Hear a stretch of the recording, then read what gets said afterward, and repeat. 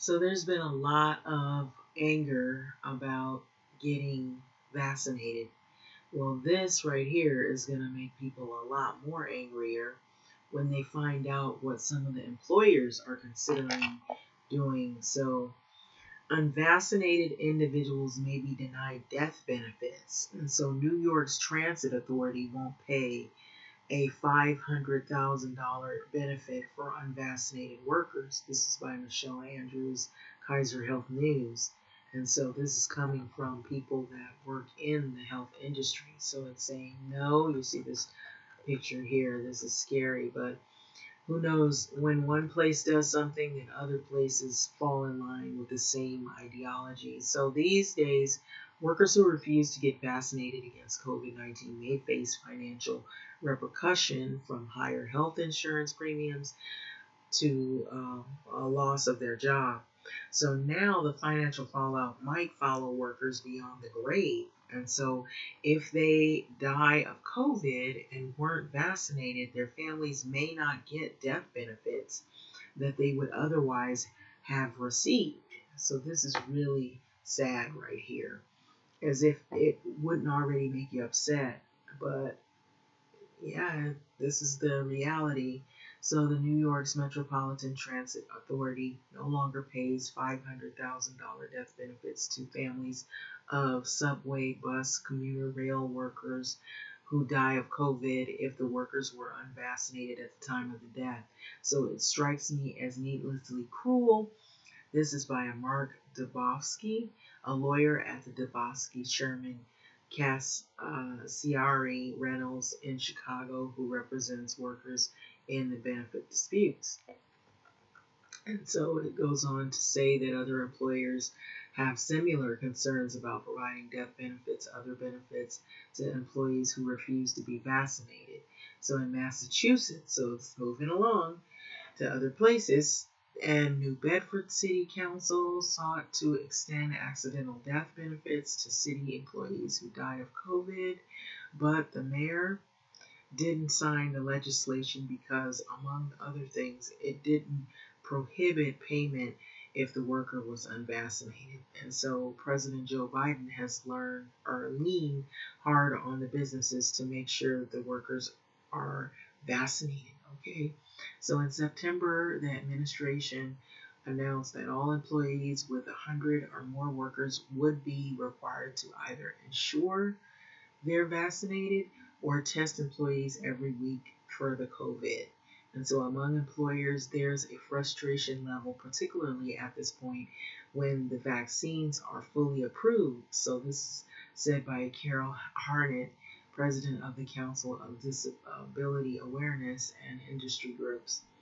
And so you're trying to protect yourselves and your employees, but both from themselves and the general public. So New York Transportation Authority is the highest profile employer to take this action. So since the pandemic crisis in 2020, 173 MTA workers have contracted COVID and died. So 5 of those deaths occurred after June the 1st of the year when the policy changed according to MTA. So we are not aware that they have been vaccinated. Um, so an MTA spokesperson said of the 5 workers who died since the policy took effect. And so the Transit Authority vaccine led to policy shifts. So the Transit Authority policy was a shift from the earlier pact with the workers. So in April 2020, as COVID ravaged New York, transit officials, labor unions representing employees reached agreements that workers who died of COVID-19 would be eligible to receive $500,000 lump sum death benefits.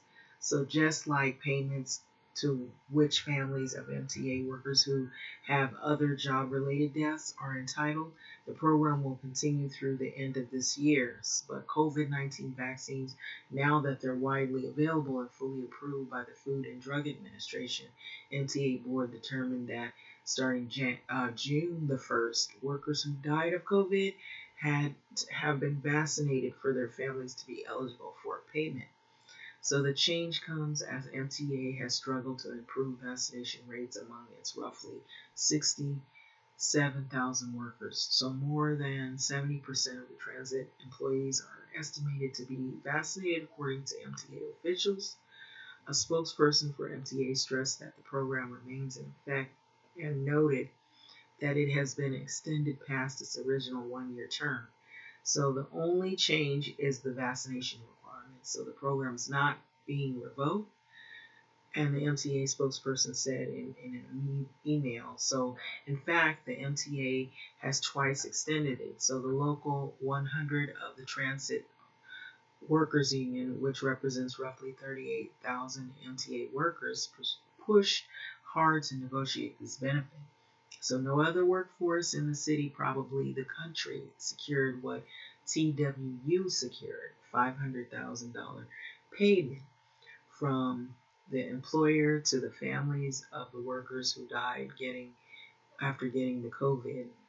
This was said by a Pete Donahue, a union spokesperson. So we look at it that during a terrible time that we got the benefit for people. So it's not unusual for employers and workers in risky occupations such as police, firefighters, utility company workers, and transit workers who could succumb to an industrial accident or get hit by a train on the tracks, or to offer extra insurance coverage that pays if they died on the job. And so the coverage is often provided in addition to a regular life insurance policy. So these so-called line of duty or accidental death and disbursement policies typically don't pay out if someone dies of a disease. So how can it be proved that someone picked up a deadly infection at work rather than at the supermarket? So, but COVID, some frontline workers have been considered eligible for accidental death benefits because they are presumed to have gotten sick on the job. So this is Dubofsky that said this. So workers may be denied death benefits. However, if they didn't follow established safety protocols, John Eldridge, or if I said that correctly, the national lead consultant at Willis Towers Watson on the group life insurance, failing to wear a bulletproof vest or helmet or other safety equipment, for example, might make their families ineligible for payment under that policy. So benefits only for the vaccinated workers. So now that the vaccine is widely available, some employees or employers, that is, have considered limiting other benefits paid to unvaccinated workers, including reducing short-term disability payments. This was said by Rich Fustenberg, a senior partner at the benefits consultant Mercer. But Furstenberg said that he had not heard of other employers eliminating death benefits for unvaccinated workers. That's pretty harsh that it's coming to that. And so this is really crazy. When I'm reading, I'm just thinking, like, look at all the people that have died and what could happen to more people that might die. So in the New Bedford case, the city council unanimously passed a petition in August stating that the COVID death of any city employee would be considered to have occurred in the line of duty, enabling family members to receive accidental death benefits. So the mayor of John Mitchell, however, objected to several reasons that the question of vaccination among them. So as I am certain that the council could agree that it would be inappropriate to extend accidental death benefits where the employee refused to take the vaccine that had been found to be nearly 100% effective. So Mitchell said that in a letter to the council. So the proposal has been tabled for further negotiation, according to the spokesperson for the mayor. So this is Michael Andrews, is a contributing writer of the Kaiser Health News, a national newsroom that produces in-depth journalism about health issues. So this is pretty crazy. I saw this and I was thinking this is going to spread to other employers, other jobs. You never thought about it, how crazy this could get. And so as if we didn't have crazy stuff happening already There are people's, think about it. It's like people are trying to sue the Biden administration. People are trying to sue, left and right. There's a lot of lawsuits going on, a lot of stuff happening right now with this vaccination, the mandates, and now this. Oh my gosh, it just seems like it gets deeper and deeper and deeper in the rabbit hole. So, having said that, I'm going to let this go, but this is not good at all. I didn't think it could get to this level, but it has. Unvaccinated individuals may be denied death benefits, and the loved ones not get a penny. Can you imagine that? Usually people get some type of compensation if their loved one was at work and they died because they were exposed to a deadly disease or something happened on the job.